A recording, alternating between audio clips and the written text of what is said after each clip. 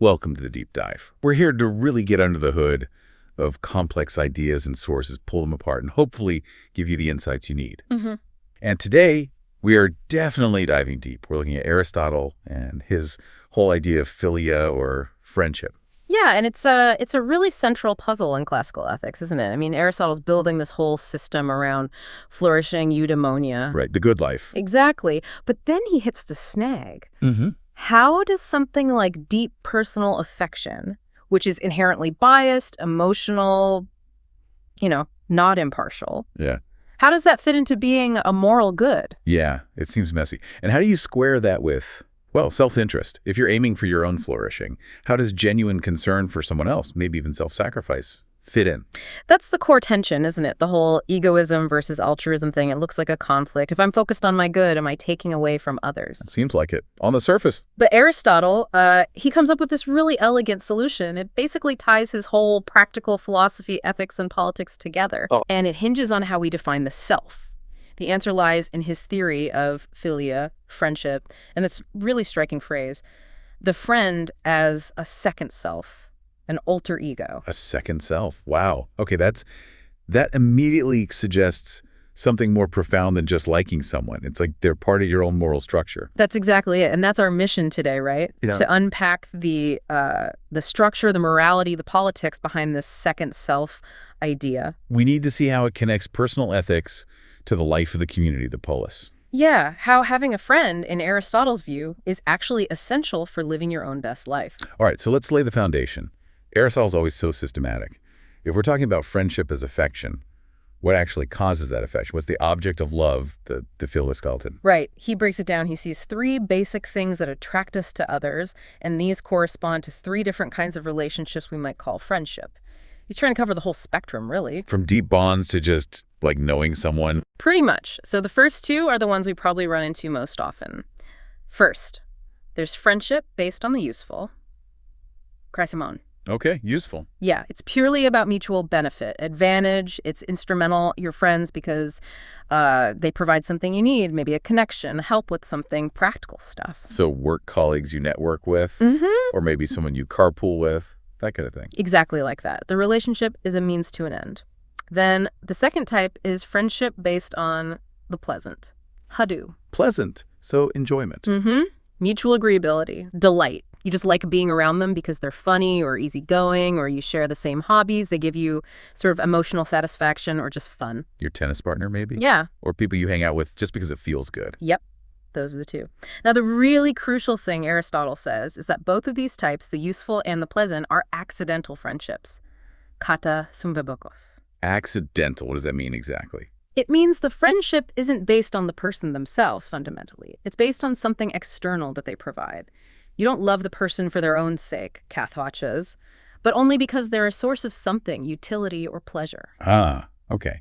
And if it's accidental, this sounds like it means they're not very stable. Exactly. That's the implication. The moment the usefulness stops or the person isn't fun anymore, the reason for the friendship evaporates. Right. The relationship dissolves. Logically, yes. They're unstable because the motivation itself is temporary. People change, our needs change, what we find pleasant changes.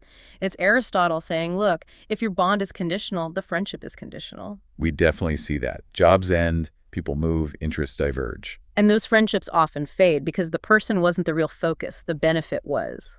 Okay, so that leads us to the third type, the big one. The friendship of the good, agathon. This must be the gold standard. It absolutely is. It's the paradigm, the standard against which the other two are measured. He says this perfect friendship, teleophilia, only happens between good people, virtuous people, who are alike in their excellence, their eto. Alike in virtue. Yes. And what makes it different, what defines it, is that these friends wish good for the other person for that other person's own sake, not for what they get out of it. For their sake. Specifically for the sake of their friend's virtue, their good character. That's the object of the love. Wow. Okay, that's setting the bar extremely high. Why is virtue the key thing? Because virtue, for Aristotle, is the most stable, most essential part of a person. A good person is good in themselves, kathoses. So when love is focused on this stable, rational core, the relationship itself becomes stable, permanent. Unlike usefulness or pleasure, which can come and go, virtue is internal, enduring. That's the idea. But hold on, if perfect friends are just focused on each other's virtue, does that mean they, don't have fun together or help each other out? That sounds a bit dry. But that's the beauty of it. Aristotle says perfect friendship actually includes the other two. It subsumes them. How so? Well, think about it. Virtuous people striving for excellence, they naturally find each other's company pleasant, right? Acting rationally, being good, is inherently agreeable. It's delightful to be around someone like that. Okay, yeah, I can see that. And they are also naturally useful to each other. Their shared good character makes it easier to cooperate, to achieve noble goals together, to help each other grow in virtue. So you get the pleasure and the usefulness too, but they're consequences of the deeper bond, not the foundation itself. Precisely. It's the most complete kind of friendship because the foundation virtue guarantees the stability that the other two lack on their own. Got it. And it's worth remembering the context here, too. Aristotle sets up this three-part structure, partly to bring friendship down to earth, you could say. Compared to Plato. Yeah. Plato could get very focused on loving the abstract idea of the good or beauty. Aristotle wants to ground friendship firmly in the human world, in actual relationships. So he starts with the everyday, useful, pleasant, and then leads us up to the highest form achievable between people. Makes sense. He's mapping the territory of human connection. Exactly. Okay, now we're getting to the really tricky part, the philosophical engine behind this, the whole egoism question. Aristotle says we love the friend as a second self. Mm-hmm. But if my ultimate goal is my own flourishing, my eudaimonia, how does loving myself properly translate into loving someone else? How do we avoid it just being, well, sophisticated selfishness? How do you get from self-love to genuine altruism? This is where Aristotle's argument gets really interesting and, frankly, quite brilliant. He claims that the way we relate to our friends actually originates from the way we relate to ourselves. The characteristics we show to a friend, he says, come from, at least Luth and I, our internal relationship. So how I treat myself sets the pattern for how I treat my friend. That's the core idea. So first, we have to understand what Aristotle means by loving the self-philia. Because usually we think of self-love as just being selfish, right? Yeah, negative connotation. Wanting stuff for yourself. Right. And Aristotle acknowledges that. He calls that vulgar self-love. That's the person chasing irrational things, too much money, excessive pleasures, fame driven by the non-rational, appetitive parts of their soul. That's the kind of selfishness we rightly criticize. Okay. But he argues there's another kind. Virtuous self-love. And this kind is not only correct, it's praiseworthy. It's actually necessary for a good life. Virtuous self-love. Okay, so what's the object of that kind of self-love? It can't be just my fleeting moods or desires or my body. Yeah. The empirical self that changes all the time. No, exactly. The object of true virtuous self-love is the permanent rational core of the person. The rational core. Yes. Aristotle is very clear on this. He identifies it as the thinking or reasoning part of the soul, the intellect. He calls it nous. Nous. And he says this nous is the ruling element within us. It's what makes you, you, in the most essential sense. So when a virtuous person acts according to reason, prioritizes rational activity, they are in effect loving their truest self. Because they're cultivating the best, most stable part of themselves. Precisely. They're aligning themselves with their highest potential. Now, here comes the really clever move that bridges self-love and loving the friend. Aristotle says this virtuous self-love is directed towards nous, towards reason, but he also calls reason something third. Something third. That sounds abstract. What does he mean? It's not me, it's not you. What is it? It's reason itself, virtue itself, as a kind of universal principle. See, the nous is the ruling part of me, yes, but it's also potentially the ruling part of you, my friend. It's the same standard of rationality and goodness. So by loving reason in myself, I'm actually loving something objective, something shared. Exactly. You establish a moral framework that goes beyond just my subjective feelings or your subjective feelings. The focus shifts to this shared, objective, standard reason, virtue. Okay, I think I'm getting it. So my motivation might still be my own flourishing, my own eudaimonia. Right. But because my flourishing depends on living according to reason, and reason is this universal something third. Then your actions, driven by virtuous self-love, will naturally benefit others who also share or strive for that same rational principle. It breaks down the me versus you dichotomy. Wow. So the truly virtuous egoist, in this specific sense, is actually the most altruistic person. That's the paradoxical conclusion, yes. Because you can't be truly good for yourself, By cultivating your rational core without also being good for others who share that core. Your self-interest, properly understood, aligns with the interests of other virtuous people. So the system kind of justifies itself. True self-love requires acting virtuously, which benefits the community, especially your virtuous friends. Exactly. The conflict dissolves when you understand the true object of love is this shared rational principle. But is this practical? I mean, does Aristotle expect us to be constantly analyzing our friends' level of nous before we can really connect with them? It seems very demanding. Well, he acknowledges perfect friendship is rare, right? It takes time, shared experience, mutual recognition of character. That's why he detailed the accidental types first. They're more common. Okay. But yes, he does maintain that the deepest, truest connection, the paradigm, is rooted in recognizing and loving that rational core in the other person. The mechanism of virtuous self-love is then mirrored, extended to the friend who becomes the second self. So how does that mirroring actually look in a perfect friendship? What are the signs? He lays out characteristics that parallel how a virtuous person relates to themselves. Things like Wishing good. You genuinely want what's truly good for your friend, for their sake, not just because it benefits you, and you act on it. Okay. 2, shared life. You enjoy spending time together, living life alongside each other, sharing thoughts and activities, just like a virtuous person enjoys communing with their own rational thoughts. Makes sense. 3, wishing them to exist. This is a big one. You want your friend to live and be preserved, but especially, Aristotle says, for the sake of their thinking faculty, their nous.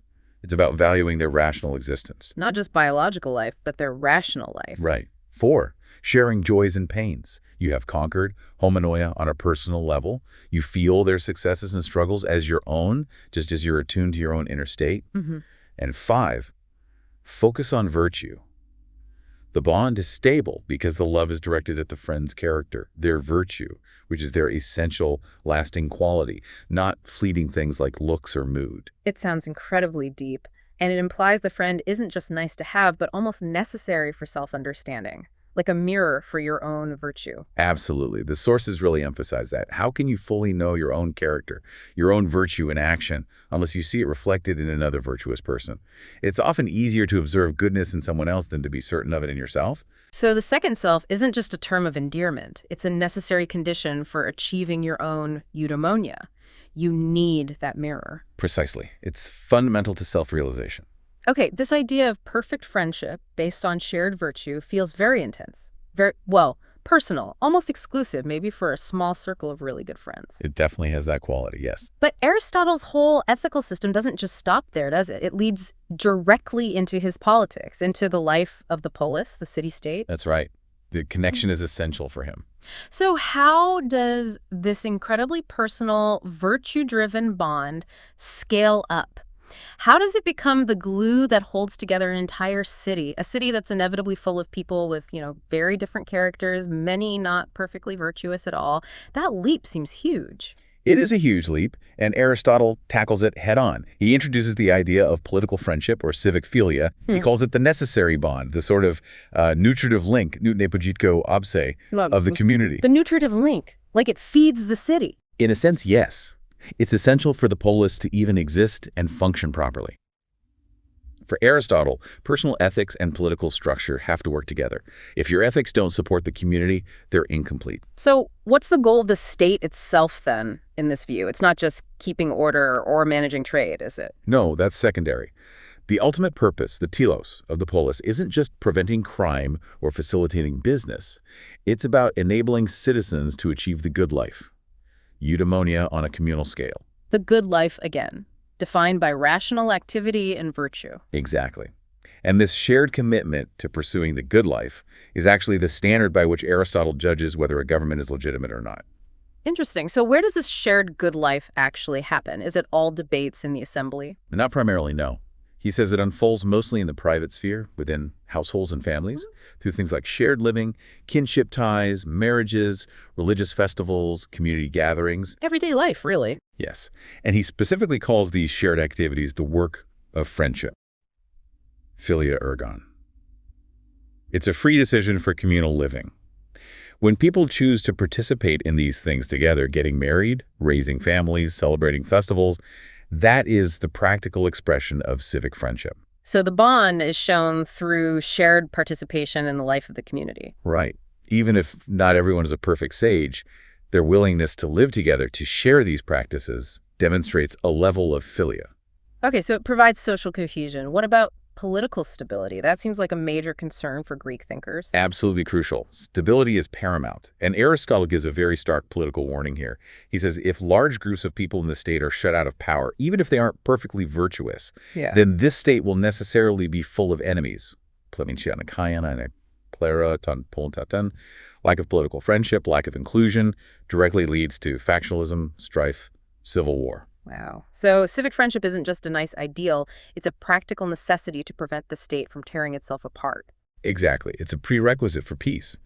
And because it's so necessary, Aristotle argues, political friendship needs to be built into the institutions of the state.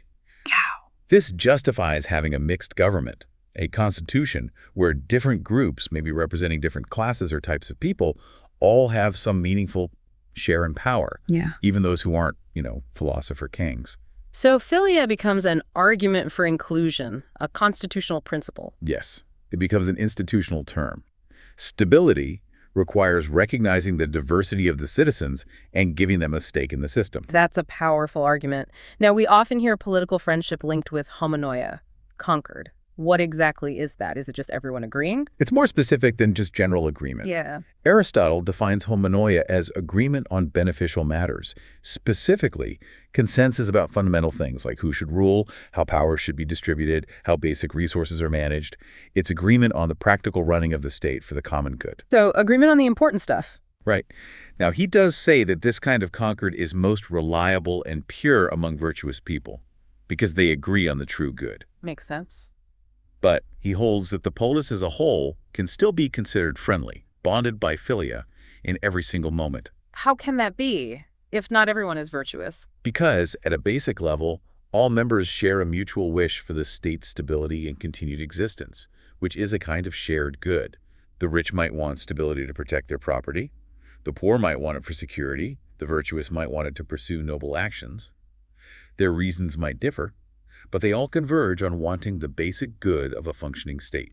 So even if the motivation is just useful friendship for some, that shared desire for the state's utility still creates a bond, a form of philia. Yes, it's a kind of baseline political friendship rooted in shared need and the possibility of pursuing the good life together, even if understood differently by different groups. There's also mention in the sources of Timos playing a role here, that spirited part of the soul. How does that fit into political friendship? Ah, yes, timos. It's that capacity for strong moral emotion. Pride, indignation, courage, even vulnerability. Aristotle connects it directly to love. He calls it the capacity by which we love. Okay. Politically, it works in two key ways. Internally, timos fuels our sense of loyalty and accountability to our friends and fellow citizens. It's why we care when they are wronged or feel pride in their achievements. It creates mutual concern. Exactly. And externally, timos is what drives citizens to defend their freedom, to stand up against tyranny or injustice. It's the spiritedness needed to protect the community. Crucially, this spirited demand for respect ensures that relationships between citizens are based on reciprocity, not domination. So it prevents relationships from becoming master-slave dynamics. Precisely. If you have timos, you demand to be treated as an equal, as a citizen with rights and dignity. That assertion of equality is fundamental to political philia. Without it, you just have submission, not a community of friends. Okay, the structure makes sense politically, but I'm still stuck on that core tension. If perfect friendship is the ideal, based on virtue, and the good citizen knows that many, maybe most, of their fellow citizens in the polis are motivated more by usefulness or pleasure, how do they maintain that civic friendship genuinely? Doesn't the virtuous person constantly risk seeing others as, well, flawed, deficient, needing correction? That's a very real problem, and Aristotle seems aware of it. His solution requires the virtuous citizen to adopt a particular perspective, one that the sources describe as almost utopian. Utopian? How so? The good citizen is encouraged, maybe even required, to actively choose to see the state, the whole community, as more beautiful and valuable precisely because of its diversity.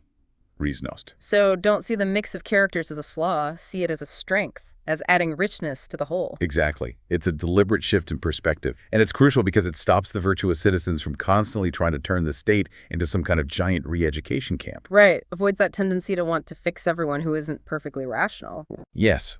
Instead of focusing on individual deficiencies, they adopt this broader view that the community, the composite entity, is rather better than worse. It's a kind of necessary political optimism, maybe for the sake of peace and cohesion.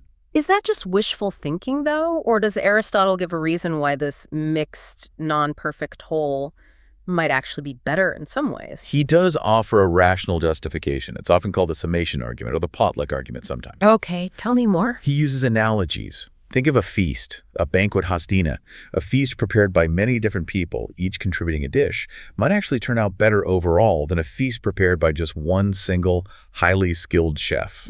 Even if some individual dishes aren't perfect. Yes, because the collective effort brings a greater variety of skills, ingredients, perspectives, experiences.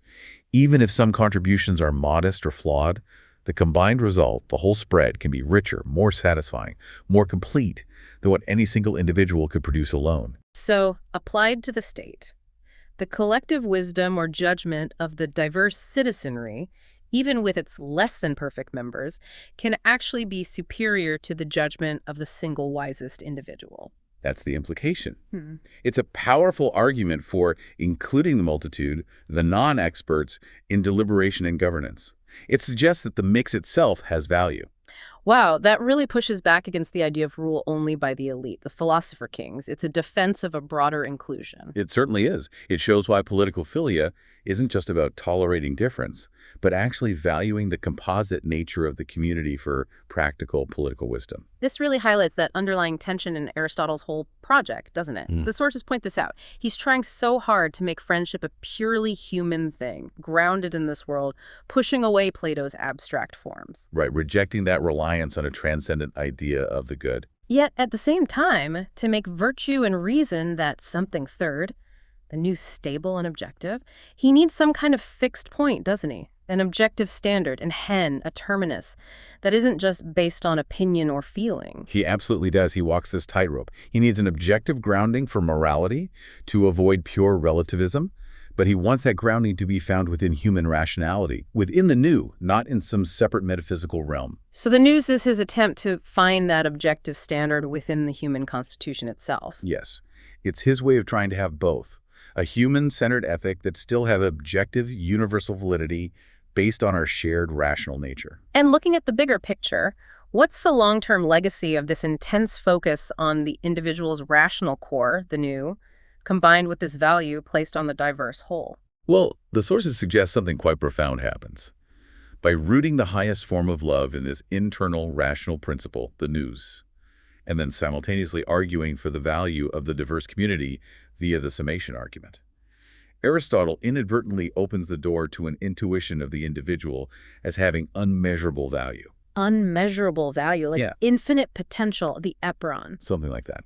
In earlier thought, the eperon, the boundless, the unlimited, was often seen negatively, as chaos, imperfection needing limit and form.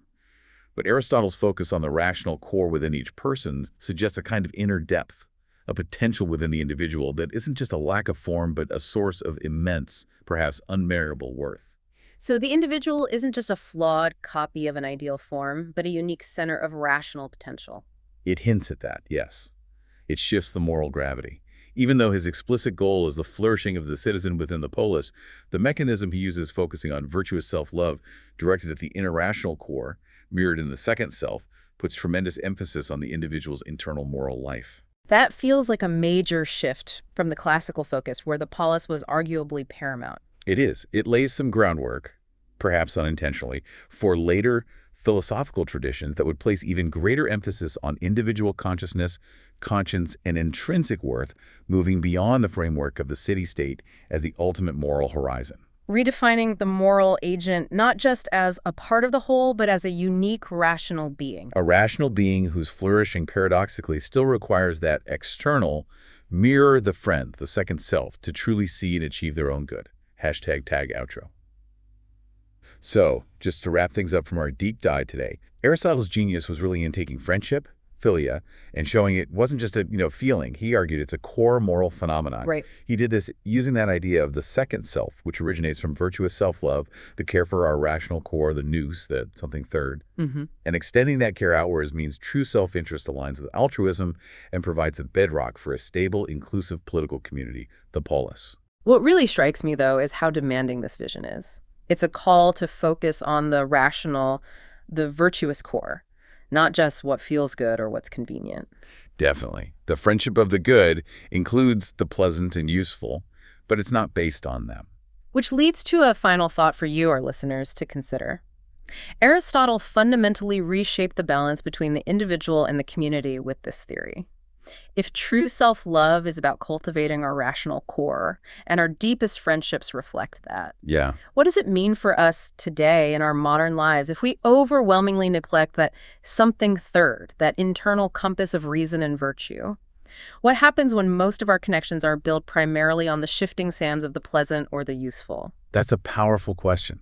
If our relationships are mostly accidental, are we failing to see, let alone love, the essential core in our friends? And maybe by extension, are we failing to cultivate it in ourselves? It makes you wonder about the depth, the permanence of the bonds we value most. Are we settling for less than what Aristotle envisioned? Something to really reflect on the nature of our connections and our own self-understanding. Thank you for joining us for this deep dive into Aristotle on friendship. We hope it's given you plenty to think about.